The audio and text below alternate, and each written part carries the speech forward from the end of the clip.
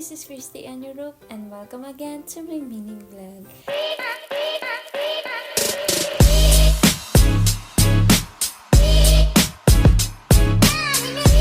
By the way, sa wakas, nakakapag-voice over na din kasi sobrang tagal hindi ako nakapag-voice over. Kaya pasensya na po sa mga naghihintay at sa mga nanonood. Akala mo naman talaga maraming viewers, pero kahit ni isa o dalawa lang yung viewers ko, sobrang na-appreciate ko po yun. Pero ito na nga, kaya ako nag-voice over kasi gusto ko lang i-document lahat ng mga napuntahan ko dito sa Netherlands. Kasi ba naman, nandito na ako sa Netherlands, bakit hindi ko pa i-document ito? Sayang lang din naman yung video ko dito, napuno pa yung storage ko, post ko na lang para may memories din. By the way, nandito na nga pala ako sa loob ng train, papunta sa pupuntahan namin.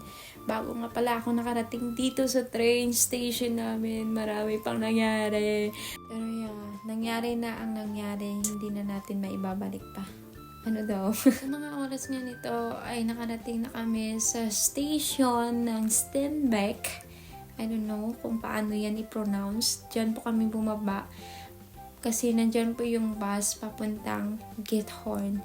Kaya yan po yung sasakyan nyo para mabilis lang po. At saka dito talaga kayo mismo bababa sa harap ng mga nirerentahang bangka or cruise. Yung pinuntahan pala namin dito is sobrang ganda. Dito po namin makikita yung mga magagandang village dito.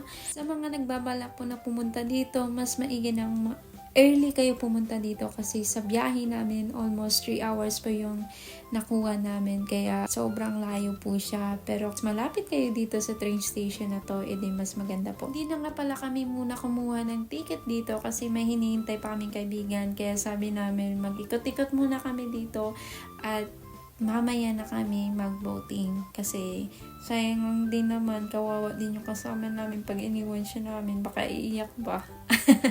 Joke lang. At ito na nga, syempre nag-video na kami dito, nag-picture.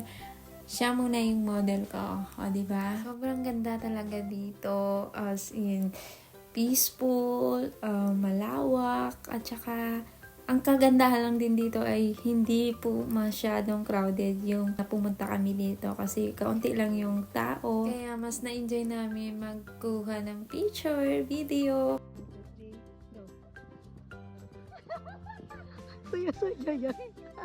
Kung makikita nyo po makulimlim, totoo po, hindi maganda yung weather nung pumunta kami dito. Maulan po siya.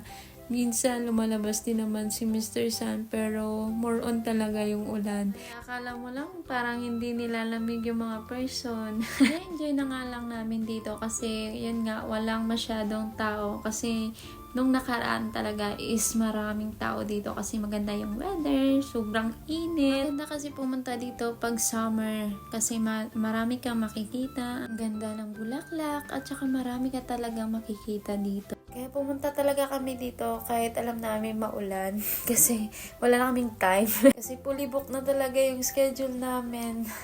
Sa mga oras nga nito ay nakarating na din yung kaibigan namin si Elaine. Kaya kumuha na kami ng ticket. Kung nakita nyo yung kanina sa una kong video, may tickets doon. Doon kami kumuha ng ticket.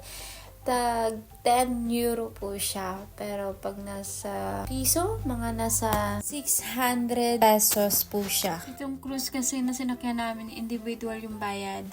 Meron din silang pwedeng marentahan na by group, pwede sa friends, sa family. Pero ito yung pinili namin kasi mas alam namin na safe kami dito kasi hindi kami marunong mag-drive. Pag gano'n yung kinuha namin. At saka medyo mahal din kasi 3 lang kami. At kagandahan din dito kasi meron kaming tour guide dito. Marami siyang ine-explain regarding sa village na to. Kaya pakinggan nyo na lang po. Both, this is at your own risk. If you broke the phone, not my insurance. If you break your fingers, not my health insurance. Linde, teka. 等一下啊，我看一下啊。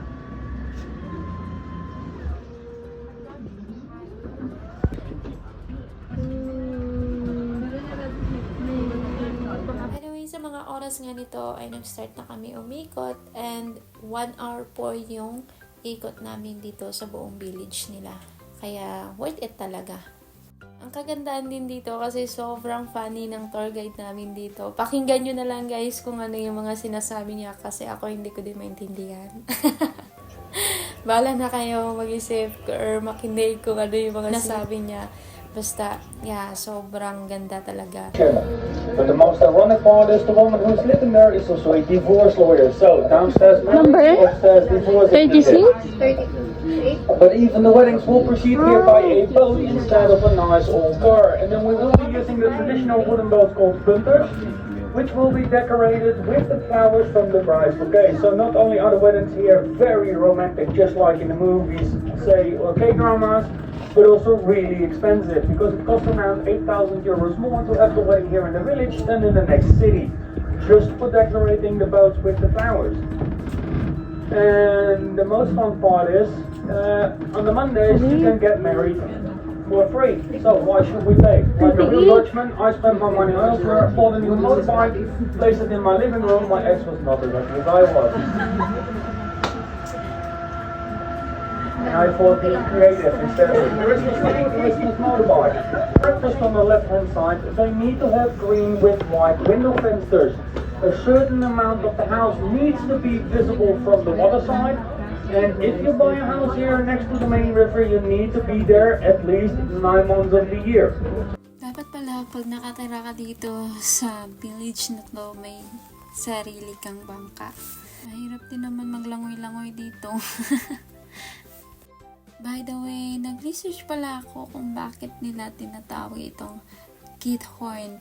Based on my research, Giethoorn or mas tinatawag nilang Little Venice of the North dito sa Netherlands. Kaya pala itong tinatawag na Giethoorn kasi dati yung tinatawag dito is Gettenhoorn kasi maraming mga sungay na mga kambing na nalunod galing sa baha. Kung mapapansin natin dito, yung village nila is floats on top of the water or canal.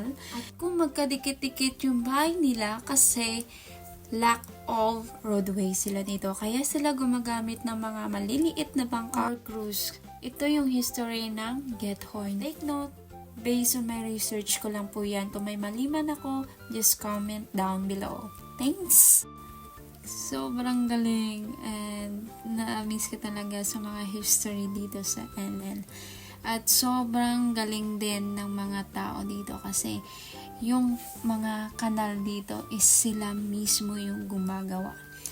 Kaya, grabe. Kaya, grabe yung gift na binigay ni Lord sa buhay nila.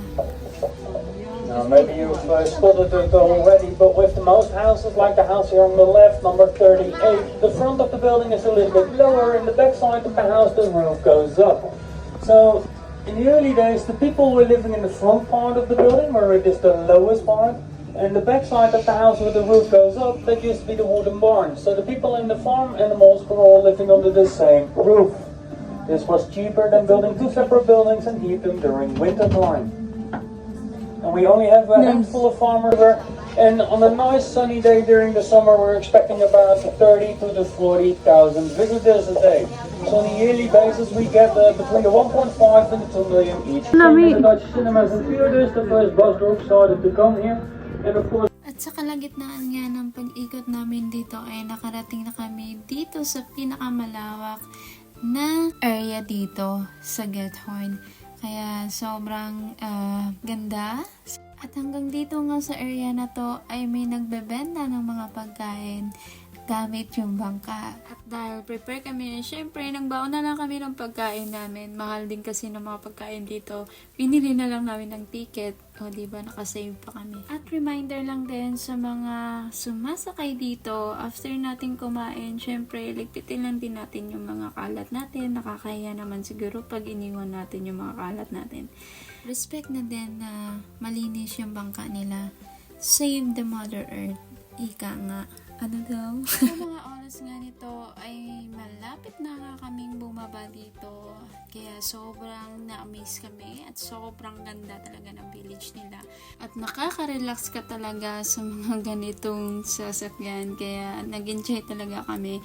After nga namin sumakay dito ay wala na po kami umuwi. Kaya tingnan nyo naman yung isa namin kasama. Sobrang pagod niya na talaga. Hindi niya na naya kasi tinunugan niya na talaga kami.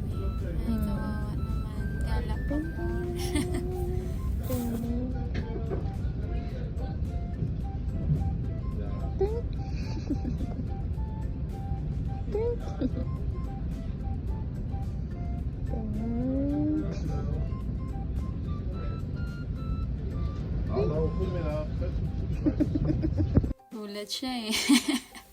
O siya, hanggang dito na lang guys. Thank you for watching and see you again soon to my next vlog. Bye and God bless everyone. Sana nag-enjoy po kayo. Panoorin niyo po tong video na to. Please and thank you.